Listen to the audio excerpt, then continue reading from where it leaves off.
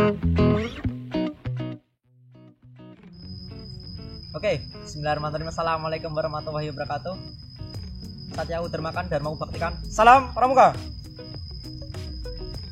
Oke, bagaimana kabarnya hari ini? Betaannya lancar?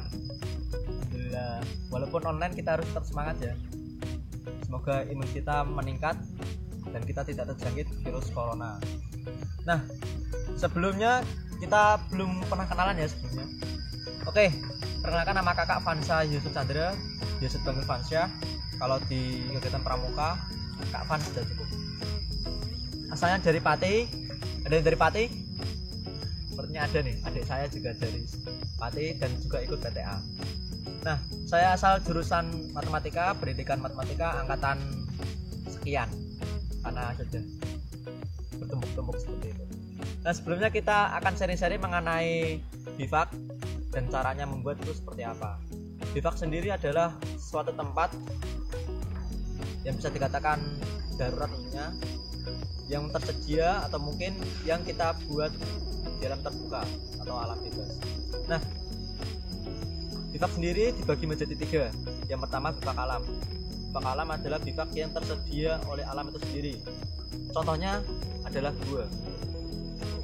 Kak, kenapa kok bisa dikatakan bivak alam?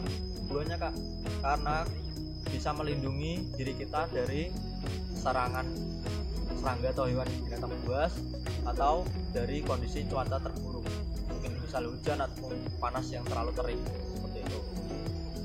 Yang kedua adalah bivak buatan. Bivak yang akan kita buat seperti itu bisa menggunakan ponco atau dari flyset, maaf ya. Oke, yang ketiga yaitu bivak alam tetapi yang kita buat. Contohnya seperti apa Kak? Yaitu mungkin daun bisa kita rakit atau mungkin kita kita satukan seperti itu, terus kita akan buat seperti bivak layaknya sebuah tenda. Itu adalah bivak alam yang kita buat. Oke, tanpa berpikir panjang, kita langsung saja cekidot. Oke, sebelum kita membuat bivak, alangkah baiknya kita harus tahu situasi dan kondisi dari lingkungan sekitar. Yang pertama, kita harus cek terlebih dahulu kondisi di atas. Di atas harus rimbun pepohonan dan juga jangan mendirikan bivak di bawah dari ranting-ranting pohon yang sekiranya hampir jatuh dan mengenai kita. Itu yang pertama. Terus yang kedua, cek di sekeliling kita apakah ada sungai atau tidak.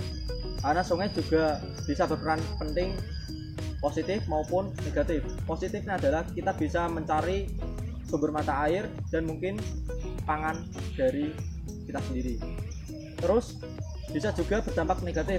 Semisal kalau kita sedang tersesat, misal kalau kita minta tolong pasti kalah dengan suara arus air.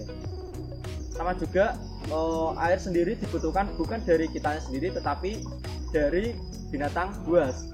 Nanti takutnya kalau semisal kita sedang mencari air atau mungkin berkemah di pinggir sungai ataupun di sekitar perairan seperti itu, nanti takutnya ada binatang buas yang menjumpai kita. Nanti takutnya malah binatang buas bukan mencari air, meminum air, tetapi memangsa kita sendiri.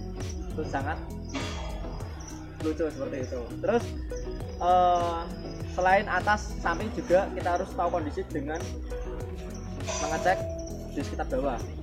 Karena dulu pada saat kakak di Jambore daerah di Blora, kakak juga mendirikan bivak, tetapi pada saat kakak cek paginya kakak menemukan sebuah koloni dari rawon.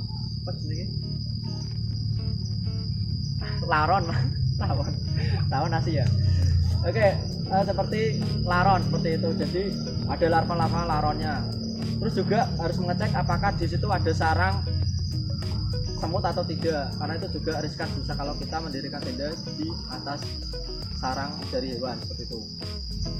Setelah kita mengecek situasi kondisi, terus juga kita harus ngecek diri kita masing-masing apakah bisa bertahan hidup di alam terbuka atau tidak. Oke, langsung saja kita buat ya. Kita harus cek terlebih dahulu bahwa ada sarang hewan atau tidak.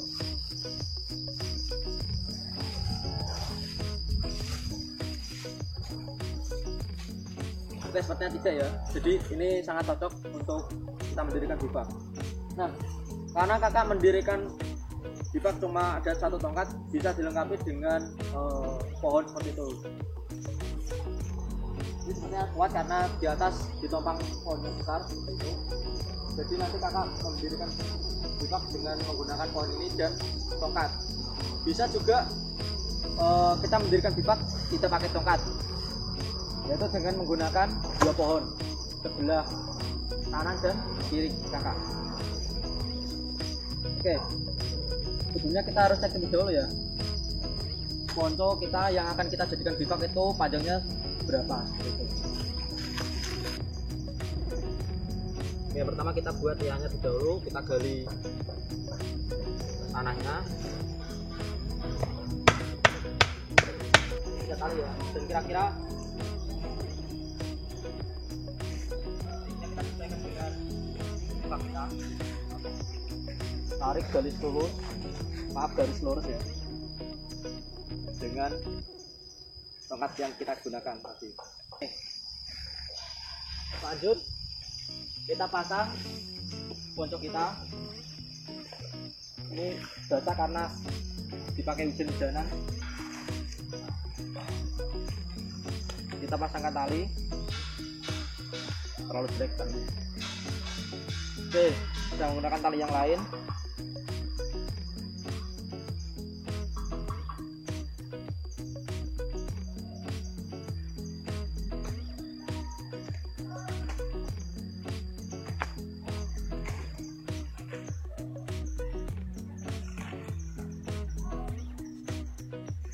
Oke, kalau sudah kita tali jangkar seperti tenda biasa.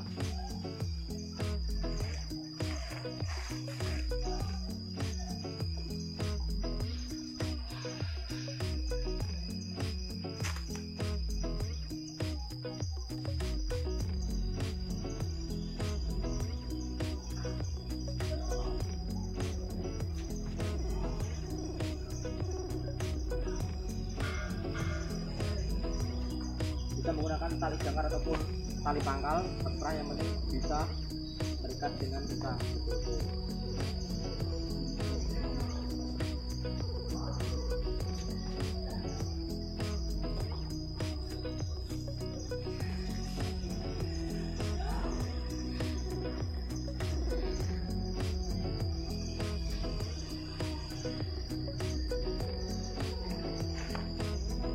Sudah, kita tarik sisi kanannya.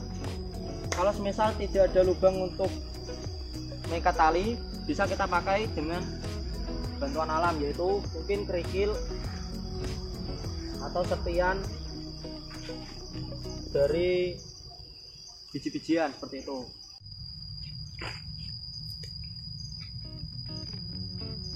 Oke, kakak sudah mendapatkan 4 biji-bijian yang bentuknya tidak sama, tapi tidak apa-apa, yang penting kita bisa pakai seperti itu karena anak pramuka harus bisa menyesuaikan diri terhadap lingkungan.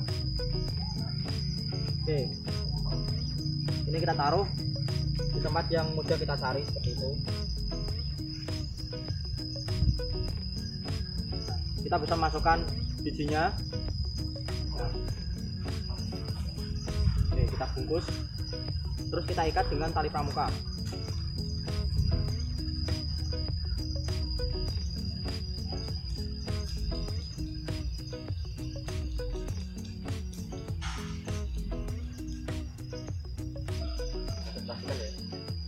Terus kita ikat dengan pasak. Dan sekarang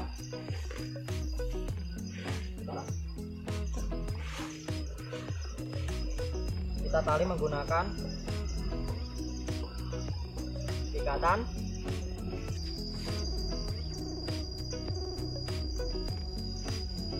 Bila sudah, kita tancapkan.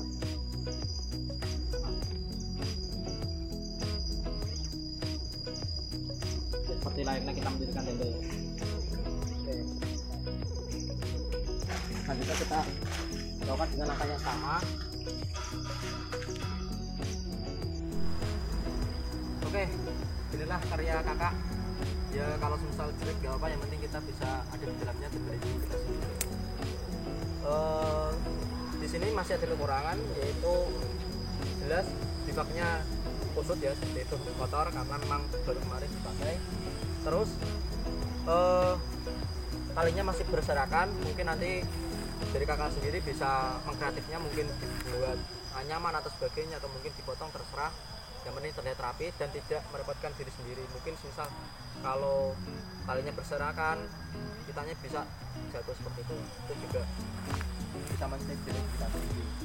Terus jangan lupa yang terpenting adalah membuat sistem irigasi ataupun selokannya. Jadi setelah menggunakan tenda, angka baiknya kita harus mendirikan atau membuat selokan seperti itu, dan jangan lupa untuk membersihkannya. Terus yang di dalam ini bisa kita buat atau kita pasang dengan matras MMT atau mungkin jas hujan seperti itu. Itu dulu dari kakak, kurang lebihnya mohon maaf. Bisa kalau ada komentar, kritikan atau mungkin saran atau menambahkan materi, boleh bisa di kolom chat grup PTA atau mungkin jaringan pribadi atau PC dengan saya ya boleh, karena nomor saya juga ada di dalam PTA. Oke, kurang lebihnya mohon maaf. Terima kasih atas waktunya, semoga bermanfaat. Wabillahi taufiq wal hidayah. Wassalamualaikum warahmatullahi wabarakatuh. Salam Pramuka. Bye bye.